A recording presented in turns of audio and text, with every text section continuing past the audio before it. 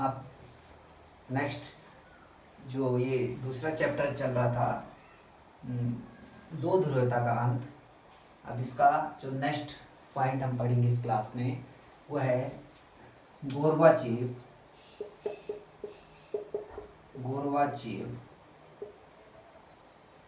एवं सोवियत संघ का विघटन।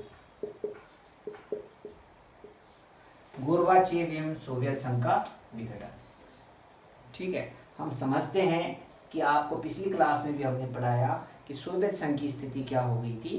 पहले सोवियत संघ बहुत अच्छा था। 1945 के बाद जब द्वितीय विश्व युद्ध समाप्त हुआ तो सोवियत संघ की स्थिति बहुत अच्छी थी। बहुत अच्छे से सोवियत संघ अपने यहाँ का अवसरात्मक विकास हुआ था। लोगों की कल्याणकारी नीतियाँ वहाँ चालू थी। रक्षा के क्षेत्र में हो या प्रौद्योगिकी के क्षेत्र में हो, चाहे उद्योग के क्षेत्र में हो या सूचना क्रांति के क्षेत्र में हो या लोगों को कल्याणकारी सुविधाएं देने के क्षेत्र में हो, हर क्षेत्र में सोवियत संघ एक बहुत अच्छी स्थिति में था। लेकिन धीरे धीरे क्या हो गया, कुछ ऐसी वहाँ कमियाँ हुई जो हमने पिछली क्लास में आपको पढ़ाया था। बहुत सारे ऐसे बिंदु बताए थे आपको, 8-10 बिंदु बताए थे, जिनके आधार पे कुछ ऐसे बिंदु हुए, ऐसी स्थितियाँ हुई जिसके कारण सोवियत संघ की स्थिति क्या होने लगी, कमज़ोर होने लगी। और एक समय ऐसा आया जब सोवियत संघ का 1991 में क्या हो गया, विघटन ही हो गया। सोवियत संघ का 1991 में क्या हो गया, विघटन हो गया।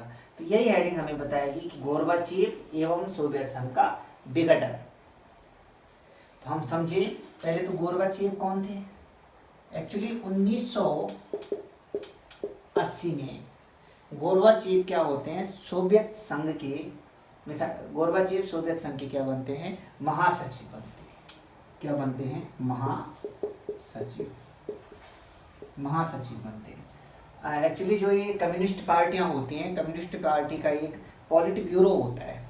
ठीक है, उस पॉलिट ब्यूरो में जो महासचिव का पद, वो सर्वोच्च पद होता है। और महासचिव के दिशा निर्देशों पे ही पूरी पार्टी क्या करती है, कार्य करती है। पूरी पार्टी नियंत्रित है महासचिव से। और गोर्बाचेव सोवियत संघ की क्या बने, महासचिव बने 1980 में। और हमने आपको पिछली क्लास में आपको पढ़ाया था कि जो स्थिति सोवियत संघ की आने लगी, इनकी अर्थव्यवस्था धीरे धीरे चरमराने लगी, कुछ बहुत सारे ऐसी कंडीशंस आने लगी जिसके कारण सोवियत संघ की अर्थव्यवस्था कमजोर होने लगी।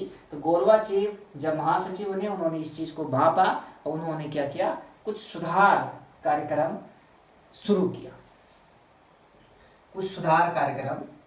किया। ठीक है, एक्चुअली जब गोर्बाचेव सोवियत संघ के बने, महासचिव बने, तो इन्होंने क्या सोचा कि हम क्या करेंगे, पश्चिमी देशों के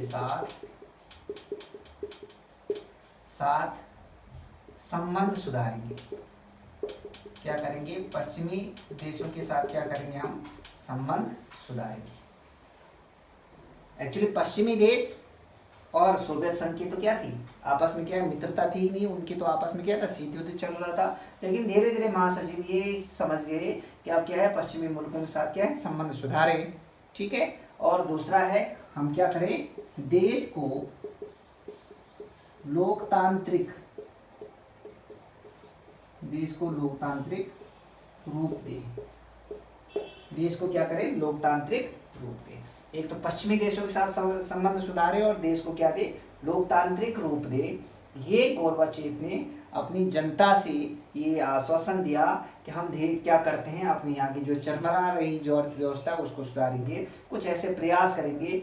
उसके लिए गोर्बाचेव ने कुछ सुधार कार्यक्रम शुरू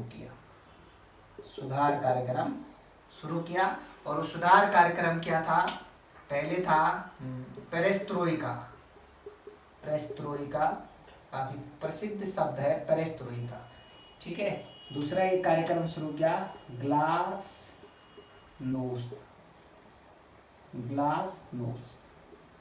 पेरेस्ट्रोइका और ग्लासनोस्त। पेरेस्ट्रोइका क्या है, ग्लासनोस्त क्या है। पेरेस्ट्रोइका का मतलब क्या होता है कि जो अर्थव्यवस्था आज क्या थी, राज्य नियंत्रित अर्थव्यवस्था थी। ठीक है, इसका मतलब है जो आज तक राज्य नियंत्रित अर्थव्यवस्था है,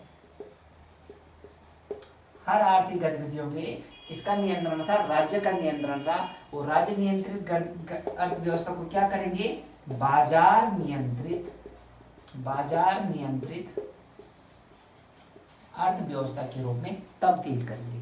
जो राज्य नियंत्रित अर्थव्यवस्था थी अभी तक हमने बताया कि वैसे सोवियत संघ या सोवियत प्रणाली क्या थी, राज्य नियंत्रित प्रणाली थी। मतलब हर आर्थिक गतिविधि राज्य के द्वारा संपादित होगी, चाहे वो सड़क बनाने से संबंधित है, चाहे रेलवे से संबंधित है, चाहे हवाई जहाज से संबंधित है, चाहे पुल से संबंधित है, चाहे फैक्ट्रियों से संबंधित है। हर कार्य, चाहे दूरसंचार की कंपनी है या चाहे ये मोबाइल, कोई भी किसी भी तरह की जो आर्थिक गतिविधियां है पूरी तरह से कैसी थी, सोवियत प्रणाली कैसे राज्य नियंत्रित अर्थव्यवस्था थी। उसको बदल के क्या करना था, बाजार नियंत्रित अर्थव्यवस्था, मार्केट कंट्रोल इकोनॉमी। और market control and market oriented economy कहाँ होती है, पश्चिम के मुल्कों में। कहाँ होती है, पश्चिम के मुल्कों में। अमेरिका और यूरोप, पश्चिमी यूरोप के देशों में क्या थी, पहले से ही बाजार नियंत्रित क्या थी, अर्थव्यवस्था थी।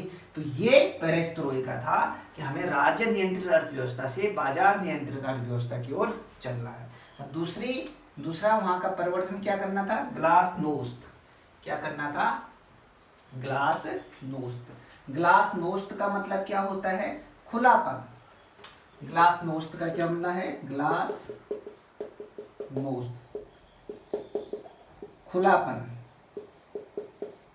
ग्लासनोस्त का मतलब क्या है, खुलापन लाना है। ठीक है, खुलापन मतलब वही कि कोई भी फैक्ट्री, कोई भी व्यक्ति कोई भी फैक्ट्री चला सकता है। लाइसेंसिंग, जैसे पहले लाइसेंसिंग राज था, लाइसेंसिंग प्रणाली थी। छोटा से छोटा आपने कोई उपक्रम चलाना है, कोई भी छोटी छोटी लघु या कुटीर उद्योग भी खोलना है, उसके लिए लाइसेंस लेना पड़ता था सरकार से।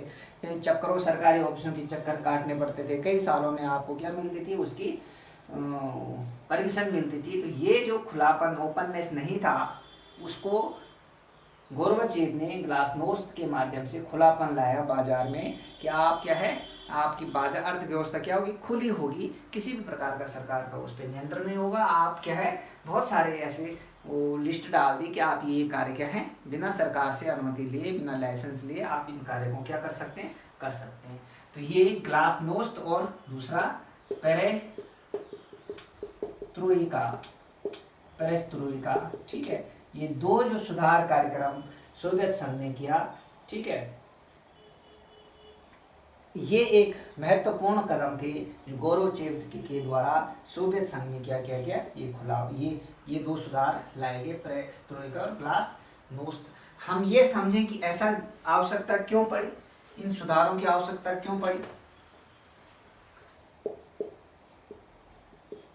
सुधार क्यों, ऐसी क्या कंडीशन आ गई कि सोवियत प्रणाली, जिसके कारण 1917 में 1917 में जो साम्यवादी क्रांति हुई थी, जिसका आधारभूत लक्षण ही क्या था कि बाजार, वो राज्य नियंत्रित अर्थव्यवस्था थी, वो इस तरह से गोर्बाचेव ने क्यों ऐसा किया कि यहाँ ऐसा सुधार करना पड़ा कि ग्लासनोस्त और पेरेस्ट्रोइका जैसे क्या है सुधार जो गतिविधियां करनी पड़ी। क्यों ऐसा कारण, एक तो क्या है, पश्चिम के मुल्कों में सूचना प्रौद्योगिकी के क्षेत्र में क्रांति होगी। पश्चिम में आईटी के क्षेत्र में क्या हो गया, आईटी के क्षेत्र में क्रांति होने लगी। सूचना प्रौद्योगिकी क्षेत्र में क्रांति होगी और उसका असर क्या है, सोवियत समाजवादी देशों में पड़ा। उन्होंने भी देखा कि किस तरह से ये टेक्नोलॉजी, जब सूचना क्रांति आ गई तो उन्होंने भी देखा कि क्या पश्चिम के मुल्क क्या कर रहे हैं, बहुत तेजी से क्या कर रहे हैं, विकास कर रहे हैं, कि हमारी समाजवादी अर्थव्यवस्था बिल्कुल भी क्या नहीं कर रही है, विकास नहीं कर रहे। तो वहाँ के लोगों के जहन में भी कहीं ना कहीं दबी हुई एक आवाज़ ये जरूर थी कि सोवियत संघ भी इन सुधारों को लागू करे हमारे यहाँ। जैसे लोकतांत्रिक मूल्य हैं या जैसे खुलेपन, बाजार नियंत्रित अर्थव्यवस्था या बाजार पे आधारित जो अर्थव्यवस्था जैसे पश्चिम के मुल्कों में, हमारे यहाँ भी ऐसे करें। दूसरा क्या था, जो सोवियत संघ था अपने नागरिकों की आकांक्षाओं की पूर्ति नहीं कर पा रहा था, आकांक्षाओं की पूर्ति नहीं कर पा, जो उनकी उम्मीदें थी वो पूरी नहीं कर पा रहा था। धीरे धीरे हथियारों की होड़ में इतना हर पैसा, पूरा देश का पूरा पैसा कहाँ लग रहा था, हथियारों में लग रहा है, डेवलपमेंट नहीं हो रहा है, ठीक है, बेरोजगारी हो गई, मुद्रास्फीति बहुत ज़्यादा बढ़ गई। तो लोगों की आकांक्षाओं को क्या नहीं कर पा रहे थे, पूर्ति नहीं कर पा रहे थे। एक महत्वपूर्ण है, कम्युनिस्ट जो पार्टी है, कम्युनिस्ट पार्टी का सभी संस्थाओं पर क्या हो गया, नियंत्रण। सभी संस्थाओं पे क्या होने लग गया, नियंत्रण। कम्युनिस्ट पार्टी का लगभग हर संस्था पे, ठीक है, हर संस्थान पे कम्युनिस्ट पार्टी का क्या होने लग गया, नियंत्रण होने लग गया। कोई भी है, चाहे पुलिस हो, चाहे कोई भी है, रेलवे है, हॉस्पिटल है, शिक्षा है, हर जगह कम्युनिस्ट पार्टी के जो नेता होते थे वो क्या अपनी दादागिरी चलाते थे और अपनी उनकी मनमानी चलती थी। और नेक्स्ट एक बहुत इंपॉर्टेंट, भ्रष्टाचार। भ्रष्टाचार क्या है, बहुत ज़्यादा बढ़ गया। वहाँ लोकतंत्र क्या है, बिल्कुल भी नहीं है। भ्रष्टाचार बहुत ज़्यादा बढ़ गया, लोकतंत्र नहीं। ऐसे बहुत सारी समस्याएं आने लगी सोवियत संघ में धीरे धीरे, जिसके कारण गोर्बाचेव ने इन सुधार कार्यक्रमों को क्या किया, लागू किया। ठीक है, धन्यवाद।